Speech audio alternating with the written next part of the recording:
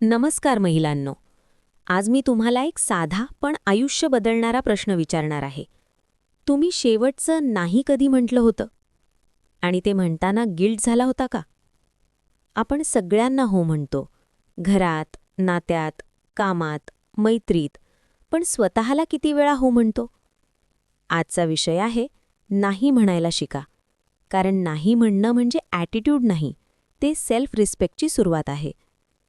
आपल्याला लहानपणापासून काय शिकवलं जातं? चांगली मुलगी शांत असते. ॲडजस्ट करा. घर टिकवायचं असेल तर सहन करा. आपण शिकतो स्वतःपेक्षा इतरांना प्रायोरिटी देणं, स्वतःच्या फीलिंग्ज इग्नोर करणं, कॉन्फ्लिक्ट टाळणं.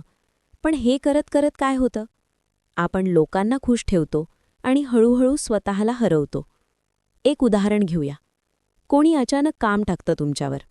तुम्हाला नाही म्हणायचं असतं, पण तुम्ही म्हणता, ठीक आहे, मी करते. आतून काय होतं? फ्रस्ट्रेशन, ओव्हर थिंकिंग, स्वतःवर राग, पण बाहेरून स्माईल. ही डबल लाईफ थकवते. जेव्हा तुम्ही सतत हो म्हणता, 1. लोक तुम्हाला टेकन फॉर ग्रँटेड घेतात. 2. तुमची व्हॅल्यू कमी होते. 3. तुम्ही मेंटली एक्झॉस्ट होता. 4. तुमचं सेल्फ रिस्पेक्ट कमी होता. लोक वाईट नसतात, पण तुम्ही बाउंड्री नाही ठेवली तर ते लिमिट क्रॉस करणारच. एक कठोर वाक्य सांगते. जेव्हा तुम्ही स्वतःला रिस्पेक्ट देत नाही, तेव्हा जग तुम्हाला सिरियसली घेत नाही. तुम्ही जे अलाव करता तेच रिपीट होतं. नाही म्हणणं म्हणजे उद्धटपणा नाही, नातं तोडणं नाही, ॲटिट्यूड नाही. ते फक्त क्लॅरिटी आहे. तुम्ही असं म्हणू शकता, मला आत्ता जवणार नाही. मला यासाठी कम्फर्टेबल नाही. मी विचार करून सांगते. शॉर्ट, काम, क्लिअर. जस्टिफाय करू नका. एक्सप्लेन जास्त करू नका. कारण जितकं एक्सप्लेन कराल तितकं समोरचा कन्विन्स करायला लागेल. आता प्रॅक्टिकल बोलूया. 1. स्मॉल सिच्युएशन्समध्ये प्रॅक्टिस करा. उदाहरण, छोट्या गोष्टींना नाही म्हणायला सुरुवात करा. 2. गिल्ट नॉर्मल आहे. पहिल्यांदा नाही म्हणाल तर गिल्ट येणार, पण तो गिल्ट तुमचं कॅरेक्टर नाही. 3. व्हॉइस स्टेडी ठेवा. घाबरून नाही. काम कॉन्फिडन्स. 4. रिपीट करा. बाउंड्री एकदा सांगून चालत नाही. कन्सिस्टन्सी हवी. एक प्रश्न स्वतःला विचारा. तुम्ही स्वतःच्या मुलीला काय शिकवाल? सगळं सहन कर की स्वतःचा सन्मान राख? जर तुमच्या मुलीसाठी स्ट्रॉंग फ्युचर हवं असेल तर आधी तुम्ही स्ट्रॉंग व्हा. महिलांनो, लोकांना खुश ठेवून आयुष्य जिंकता येत नाही, पण स्वतःला रिस्पेक्ट करून तुम्ही आयुष्य बदलू शकता. आजपासून एक छोटा डिसिजन घ्या. जेव्हा मन नाही म्हणतं तेव्हा तोंडातून हो बाहेर पडू देऊ नका. तुमच्यात ताकद आहे, फक्त ती वापरायची आहे. जर हा व्हिडिओ तुम्हाला रिलेट झाला असेल तर कमेंटमध्ये लिहा, मी आजपासून नाही म्हणणार. मी तुम्हाला एक सिच्युएशन सांगते. एक महिला आहे. ती सगळ्यांसाठी अवेलेबल असते. घरातली कामं, नातेवाईक, मित्र, ऑफिस. ती कधी नाही म्हणत नाही. लोक तिचं कौतुक करतात. किती चांगली आहे. पण रात्री ती एकटी असताना ती रडते. ती थकलेली असते.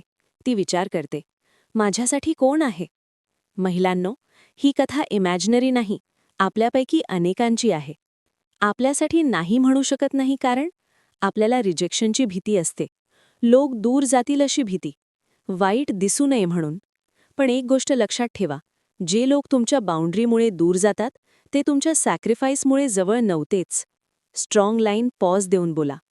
रिस्पेक्ट कधीच भीतीवर उभा राहत नाही. हा भाग खूप कनेक्ट होईल. नात्यात नाही म्हणणं खूप अवघड वाटतं, पण हेल्दी रिलेशनशिपमध्ये दोघांची मतं असतात, दोघांच्या लिमिट्स असतात, दोघांचा सन्मान असतो. जर एकच व्यक्ती सतत ॲडजस्ट करत असेल तर ते बॅलन्स नाही, ते प्रेशर आहे. ऑफिसमध्ये कोणी एक्स्ट्रा काम देतं आणि तुम्ही हो म्हणता. तुमची मेहनत वाढते, पण अप्रिसिएशन नाही, कारण तुम्ही लिमिट सेट केली नाही. प्रोफेशनल वर्ल्डमध्ये बाउंड्री म्हणजे ॲटिट्यूड नाही, ते प्रोफेशनलिझम आहे. आज एक एक्सरसाइज करा. एक कागद घ्या. लिहा, मी कुठे कुठे जबरदस्तीने हो म्हणते, मला कुठे नाही म्हणायचं आहे.